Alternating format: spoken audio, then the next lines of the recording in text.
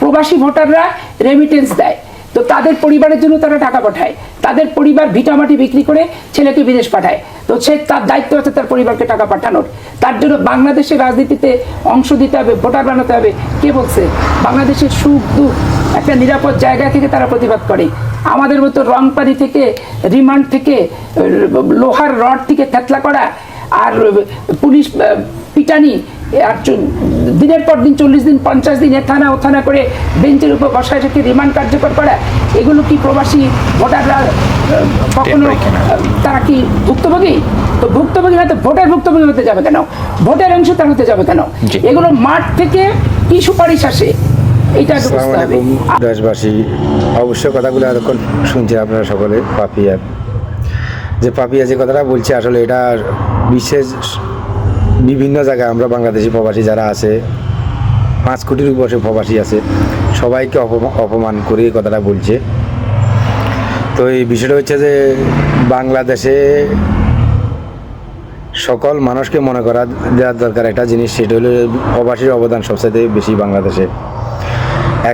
এক নাম্বার হলো অর্থনৈতিক ক্ষেত, 2 নাম্বার হলো বর্তমান বাংলাদেশের রিজার্ভ, তারপর হলো বাংলাদেশে যারা রিমিটেন্স যোদ্ধা আছেন, অবশ্যই তাদের সব জায়গায় ভূমিকা আছে।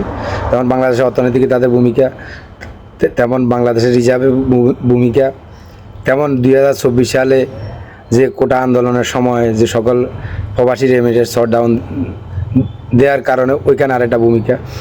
তো আশা করি এগুলা তো একটা ভূমিকার পর্যায়ে আছে, কিন্তু বাংলাদেশের অর্থনীতিকে সবচাইতে অগ্রণী ভূমিকার আগে বাংলাদেশের প্রবাসী ভাই বোনেরা যারা বিশ্বের বিভিন্ন জায়গায় আছে।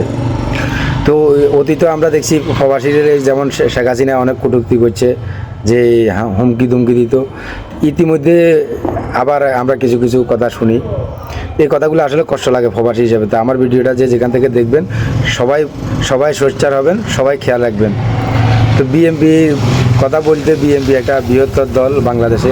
বিএনপির একটা জনপ্রিয়তা আছে, সেটা হলো জিয়াউর রহমান বা খালেদা জিয়ার কারণে জনপ্রিয় দল বাংলাদেশে। তাদের একটা জনপ্রিয়তা আছে, তারা ভারতপন্থী না বাংলাদেশপন্থী।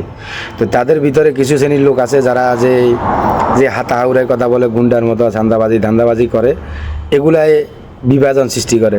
এগুলার কারণে এই দলটার বর্তমান সময় যেই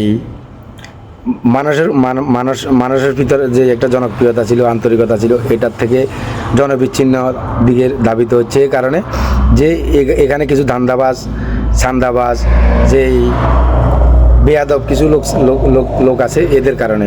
আসলে সত্যি কথা বলতে বিএনপি জনপ্রিয় একটা দল। বিএনপি যে লোকগুলারা বাদ দিয়ে একটা সংশোধন করবো, এটা দেশবাসী চায়, আমরা প্রবাসীরা চাই। তো আরেকটা কথা হচ্ছে যে প্রবাসী নিয়ে কটূক্তি করা, বাজে মন্তব্য করা, যে আমরা যে সব জায়গায় যেমন প্রবাসীরা অবদান রাখে, তাই প্রবাসীকে ভোট দেওয়ারও একটা অধিকার আছে। যে পাপিয়া যেভাবে কথা বলে টকশোর ভিতরে আসি, এটাও প্রবাসীর এটাও অনুদান আছে তাদের ভিতরে, তাদের একটা ভূমিকা আছে। এই কারণে তারা 24-এর গণঅভ্যুত্থানে তারা ভূমিকা রাখছে, অগ্রণী ভূমিকায় প্রবাসীও ছিল। তো এই সবাই যায় যে শুধু ক্যারেট নেবেন, ক্যারেট চুরি করবেন, যে গণঅভ্যুত্থানের বাংলাদেশের মানুষ বোকা না, বাংলাদেশের মানুষ পাগল না। বাংলাদেশ এখন সব চাইতে বেশি বুঝে, যে কারণ ডিজিটাল যুগ, সবার একটা বুঝ জ্ঞান আছে, যে রাজনীতি যে করে তাও সে যুগ বুঝে, আর যে রাজনীতি করে না সেও বুঝে।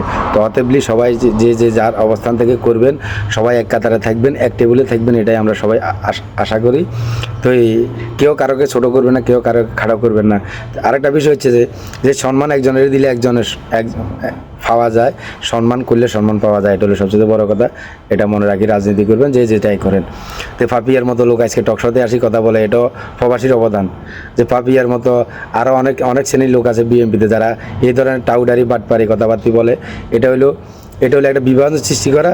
আর যে আমার একটা প্রতি উত্তর হলো যে তার যে কথাগুলোর প্রতি, যে প্রবাসীরা কি বাংলাদেশের নাগরিক না? প্রবাসীরা ভোট দেওয়ার কোনো অধিকার রাখে না? প্রবাসীরা বাংলাদেশ বহিরাগত না ভারতীয় কোনো বংশোদ্ভূত? তাহলে এই কথাগুলা যে প্রবাসীরা নিয়ে বলে, এই কথাগুলা অতীতে আমরা শুনছি, বর্তমানেও যা শুনতেছি। তবে এটা থেকে সবাই সাবধান থাকবেন, আর সবাই সোচ্চার হবেন। ভিডিওটা যে যেখান থেকে দেখবেন অবশ্যই ভিডিওটা শেয়ার করে দিবেন। তবে হ্যাঁ, বিভাজন কেউ সৃষ্টি করবে না। আমরাই চাই বাংলাদেশটা ভারতীয় আধিপত্য থেকে আধিপত্যের বাইরে চলক, যে ভারতীয় বলয় ভিতরে যেহেতু আমরা বাংলাদেশ না থাকি, আমরা স্বাধীনতা সার্বভৌমত্ব চাই। তো তার পাশাপাশি আমরা স্বাধীন দেশের স্বাধীন নাগরিক হিসাবে বাঁচতে চাই, সবাই মতভেদ থাকবো। তো এটা না কেউ ধান্দাবাজি করবো, ছান্দাবাজি করবো, যে এখন আমরা আরেকটা জিনিস ফলো করতে দেখি, যে কথাটা না বললে না হয়, যে এমন শ্রেণীর লোক আছে যে যাদের কোনো যোগ্যতা নাই, কোনো পড়ালেখা নাই, আমাদের মতো অনেক মানুষ আছে অজ্ঞ মূর্খ, তারা আসে না, রাজনীতি করে, যে আপনার সমাবেশ করে, কিন্তু বিষয় তো এত দান্দা হয়েছে, চুরি ছোলানি ছিনতাই, এগুলো আসলে মানুষ বরদাস্ত করে না, এগুলো মানুষ সহ্য করে না। যে আওয়ামী লীগের ছোলানি চুরি, যে কেলেঙ্কারি মানুষ 16 বছর সহ্য করছে। এখন এই বাকি টাইমগুলো মানুষ চায় দেশটা একটু সুন্দর হোক, ভালো চলক, ভালো থাকুক, দেশের মানুষ সর্বোপরি দেশের মানুষ শান্তিতে থাকবে, এটা সবাই আশা করেন।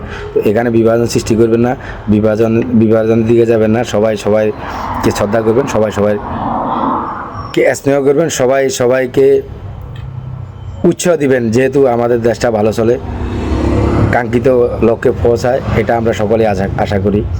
তো এই যে প্রবাসী যদি আজকে ভূমিকা না রাখতো, তাহলে ওই যে বিগত আওয়ামী লীগ 16 বছর টাকা প্রচার করছে, তাহলে বাংলাদেশে আজকে রিজার্ভ পর্যায়ে এতটুকু অগ্রসর হতো না, বাংলাদেশের অর্থনৈতিক আগাইতো না, যদি প্রবাসীদের অবদান যদি না থাকতো।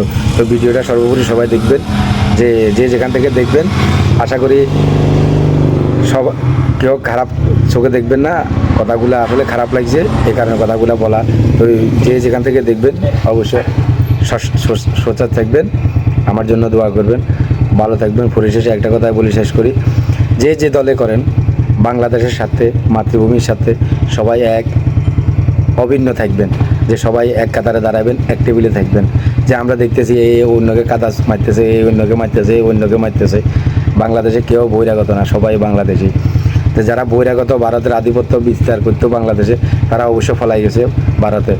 তো এই একটা জিনিস মনে রাখবেন, যে স্বাধীনতা, সার্বভৌমত্ব, মানবতা, আন্তরিকতা, এটাই সাম্য, এটাই মানুষ চায়, বাংলাদেশের মানুষ, আমরা সকল প্রবাসী এটা চাই। তো প্রবাসীকে নিয়ে আর কেউ আশা করি কোনো কটূক্তিপূর্ণ কথা বলবেন না, এই কারণে যদি বলেন তার ভবিষ্যতে এটার পরিণাম আপনাদের খারাপ ভোগ করতে হবে, এটা হলো সবথেকে বড় কথা। তো সবাই ভালো থাকবেন, সুস্থ থাকবেন, আল্লাহ হাফিজ।